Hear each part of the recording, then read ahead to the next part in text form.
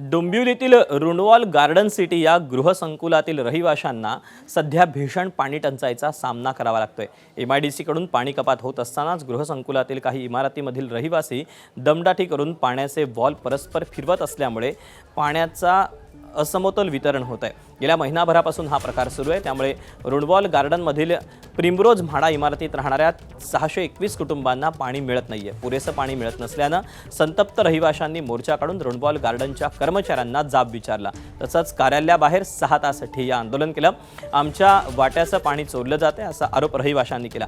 या सर्व इमारतींमध्ये सुरुवातीला 24 तास पाणी पुरवठा केला जात होता, मात्र सध्या एक थेंबही पाणी येत नसल्यानं रहिवाशांना रोज पाण्याचे टँकर मागवावे लागतात। त्यामुळे पाण्याचा पुरवठा सुरळीत करावा अशी मागणी रहिवाशांनी केली। सध्या या रहिवाशांना टँकरनं पाणी पुरवठा केला जाईल असं तोंडी आश्वासन बिल्डरच्या कार्यालयातून देण्यात आलं। त्यामुळे रहिवाशांनी त्यानंतर आपलं आंदोलन मागे घेतलं।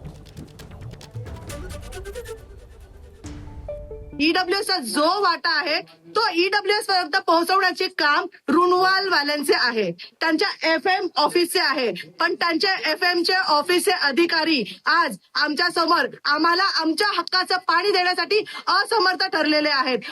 हे लोक आज पाणी येईल, उद्या येईल, आज येईल। मागच्या महिन्याचं बिल आमचं जवळपास 2.5 ते 2 लाख रुपये बिल झाले। 2.5 ते 2 लाखाच्या आसपास बिल झाले। त्यांचे प्रायव्हेट वाले जे आहेत फ्लॅट्स, ते काही लोक जाऊन तिकडे कॉक बंद करतात आणि आमचे लोक जाऊन तिकडे कॉक चालू केलं की आमचे कॉक हे लोक बंद करतात आणि आम्हाला पाणी देत नाहीये। आमच्या वाटेचं पाणी MIDC कडून आम्हाला येतं, मग ते आमचं पाणी ते कुठं जातं ते त्यांना विचारा।